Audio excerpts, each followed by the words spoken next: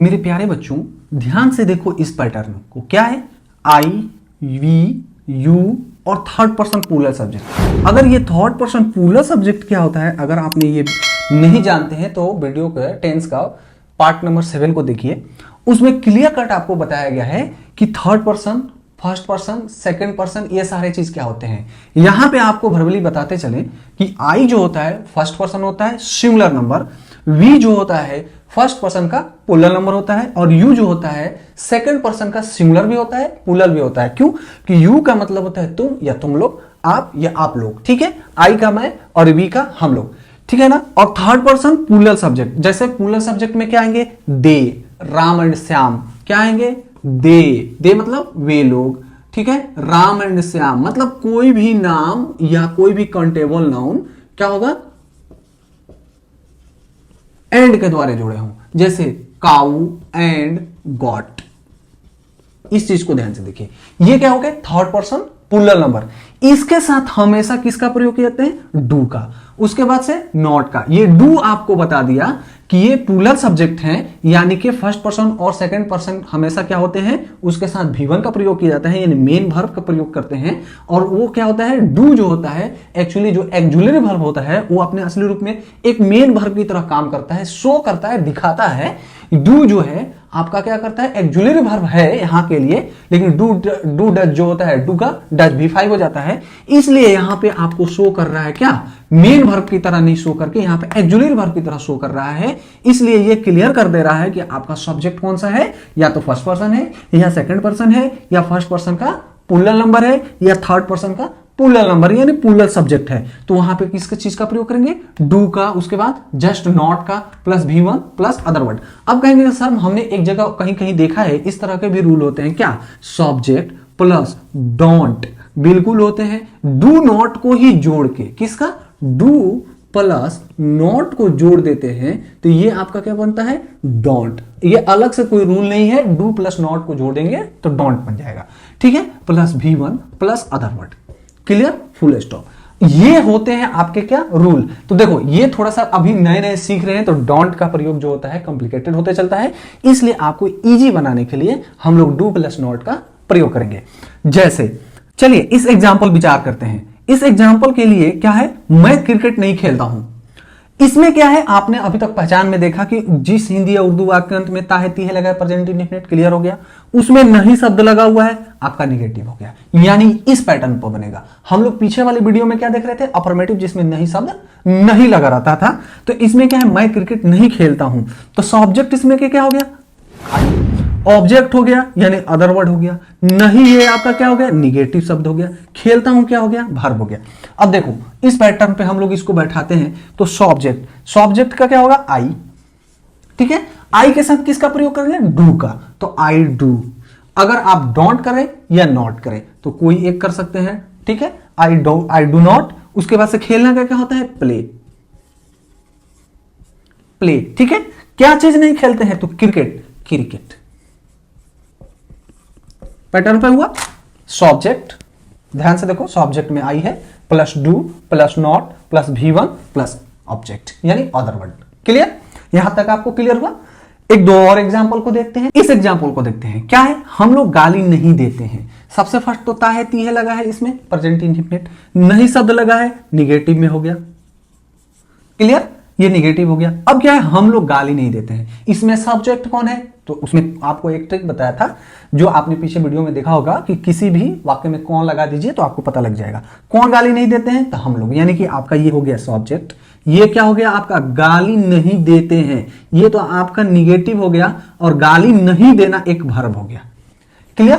तो यानी सब्जेक्ट भी है, वर्ब भी है, निगेटिव शब्द भी है, क्या आपका अदर वर्ड है, नहीं है। तो ये कैसे बनेगा, सब्जेक्ट क्या है, वी के साथ किसका प्रयोग करेंगे, तो डू, ठीक है, वी डू। उसके बाद से किसका प्रयोग करना है, नॉट का। उसके बाद से जस्ट V1 किसका, तो गाली नहीं देना, गाली देना का इंग्लिश क्या होता है, एब्यूज,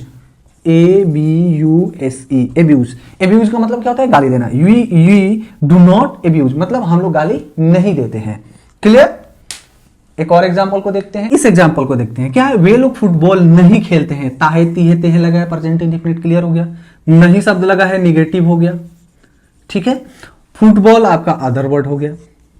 ठीक है, अब क्या है, वे लोग, ये क्या हो गया, सब्जेक्ट हो गया। यानी कि आपका क्लियर हो गया, सब्जेक्ट ये हो गया, खेलते हैं आपका वर्ब हो गया। क्लियर? इससे आपको पता चलता है कि ये प्रेजेंट इंडेफिनिट टेंस का निगेटिव सेंटेंस है। तो सब्जेक्ट में क्या है, दे। तो अभी आपको मैंने बताया कि दे हो गया, राम एंड श्याम, मतलब कोई भी नाम या कोई भी चीज एंड के द्वारा जो नाउन होते हैं जोड़े जाते हैं तो आपका हो जाता है क्या, प्लूरल हो जाता है। तो दे के बाद क्या होगा, जस्ट डू। क्यों? ये आपका एक्जुलरी वर्ब लगेगा। ये क्या है, एक्जुलरी वर्ब। आपको मैं बता दिया है साइड बनाने के नियम में कि डू या डज क्या होते हैं, एक्जुलरी वर्ब। तो they do not, just not आएगा। ठीक है, उसके बाद से V1 क्या है, V1 खेलते हैं, तो खेलना का क्या होता है, प्ले।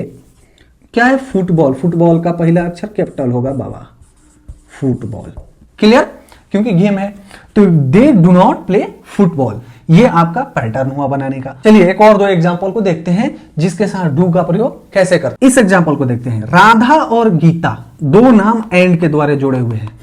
ठीक है, गीत नहीं गाती है, ताहे तीहे लगा है प्रेजेंट इंडेफिनिट टेंस में। क्लियर? नहीं लगा है निगेटिव सेंटेंस में। अब चलते हैं इसका सब्जेक्ट पहचान करते हैं। तो राधा और गीता ये क्या हो गए, टोटल सब्जेक्ट हो गया। गीत आपका अदर वर्ड हो गया। नहीं यानी कि आपका क्या हो गया, निगेटिव वर्ड हो गया। ताहती है यानी गाती है लगा है, तो ये आपका वर्ब हो गया। ठीक है, आपका क्या है, थर्ड पर्सन प्लूरल सब्जेक्ट होना चाहिए। राधा और गीता दो एंड के द्वारा जुड़े हुए हैं, तो ये आपका क्या होगा, प्लूरल सब्जेक्ट होगा। तो राधा एंड गीता, गीता का पहला अक्षर कैपिटल। क्लियर? गीता कहीं GEETA होता है, GITA नाम है, लिख सकते हैं। राधा एंड गीता क्या नहीं करती है, तो do not sing a song. इस एग्जाम्पल को देखते हैं, क्या है, तुम लोग मछली नहीं पकड़ते हो। ताहे तीहे तेहो लगा है प्रेजेंट इंडेफिनिट, नहीं शब्द लगा है निगेटिव। ठीक है, अब है इसमें सब्जेक्ट। सब्जेक्ट क्या है, तुम लोग, ये आपका क्लियर सब्जेक्ट हो गया। मछली यानी सबसे फर्स्ट इसमें पकड़ेंगे वर्ब, नहीं पकड़ते, पकड़ते हैं यानी क्या हो गया, वर्ब हो गया। ये आपका क्या हो गया, अदर वर्ड हो गया। अदर वर्ड मतलब ऑब्जेक्ट। तो तुम लोग मछली नहीं पकड़ते हो, तुम लोग का इंग्लिश क्या होगा, यू। यू के साथ किसका प्रयोग करेंगे, डू का। उसके बाद नॉट का। क्लियर? नॉट है। उसके बाद V1 कैच मतलब क्या होता है, कैच मतलब क्या होता है, पकड़ना, CATCH, कैच। ठीक है, यू डू नॉट कैच, क्या चीज नहीं पकड़ते हो, तो मछली, ए फिश।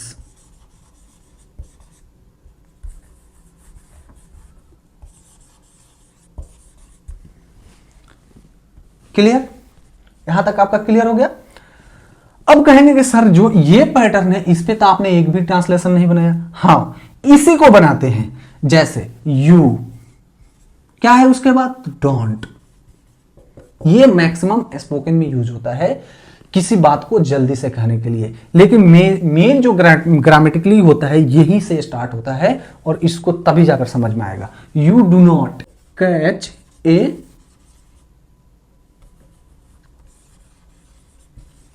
फिश। क्लियर? समझ में आया? चलिए अब नेक्स्ट देखते हैं कि कहां पे डज का प्रयोग किया जाता है। अब हम लोग देखते हैं कि कहां पे डज का प्रयोग किया जाता है। ठीक है, पीछे हम लोग जस्ट अभी देखे कि डू का प्रयोग कहां पे करते हैं, लेकिन अब देख रहे हैं डज का प्रयोग। एक्चुअली में डज क्या है, आपका एक्जुलरी वर्ब है। क्या है, तो auxiliary verb. Clear? He, she, it या एनी नेम, कोई एक नाम होना चाहिए सब्जेक्ट में, या थर्ड पर्सन सिमिलर सब्जेक्ट होना चाहिए। उसके साथ किसका प्रयोग करते हैं, तो डज का। उसके बाद नॉट का, उसके बाद वर्ब वन का, उसके बाद अदर वर्ड का।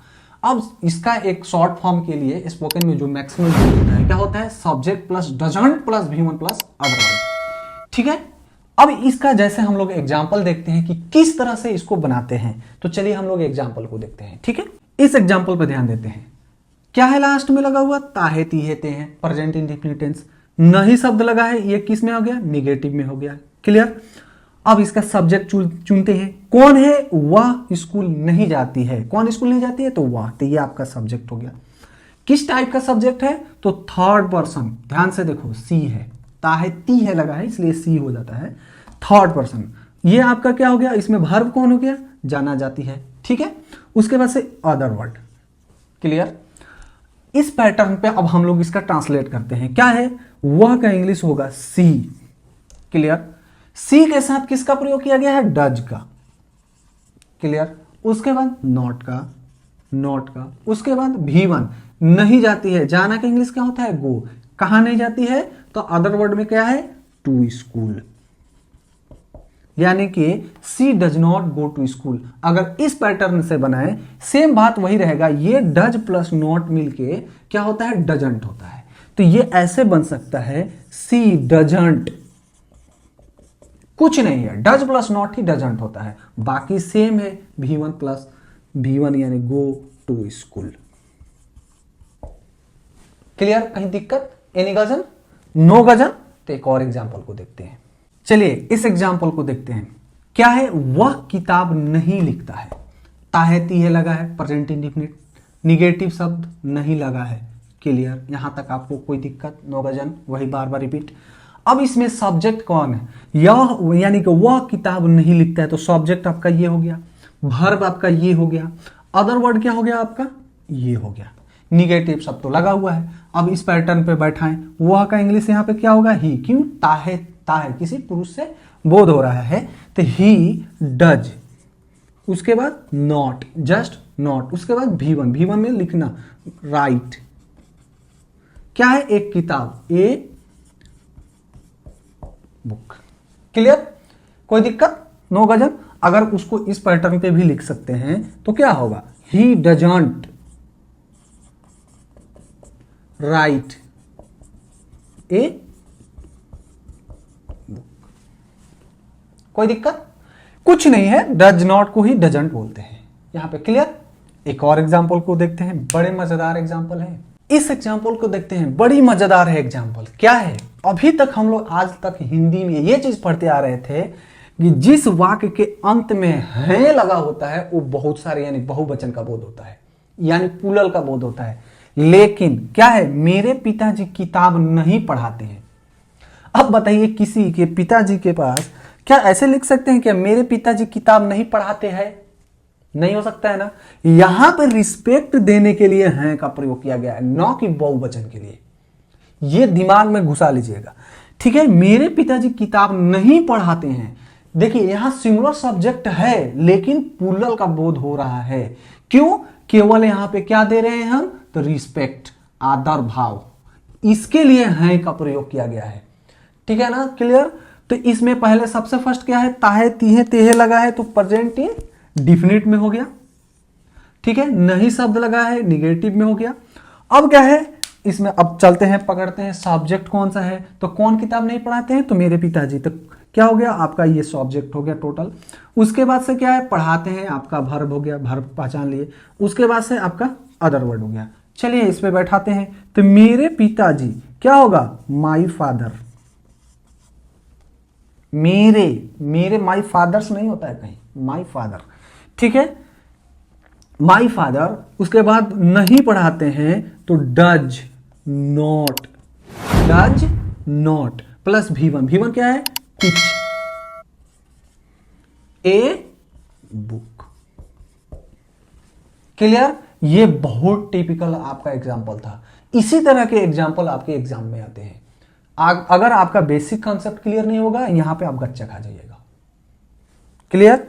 चलिए एक और एग्जाम्पल को देखते हैं। इस एग्जाम्पल को देखिए, क्या है, राम आम नहीं खाता है, ताहे तीहे लगा है, प्रेजेंट इंडेफिनिट, नहीं शब्द लगा है, निगेटिव, ठीक है। अब इसमें सब्जेक्ट को चुनते हैं, कौन आम नहीं खाता है, तो राम आपका सब्जेक्ट हो गया, खाता है वर्ब हो गया, आम, ठीक है, आम क्या हो गया आपका, अदर वर्ड हो गया।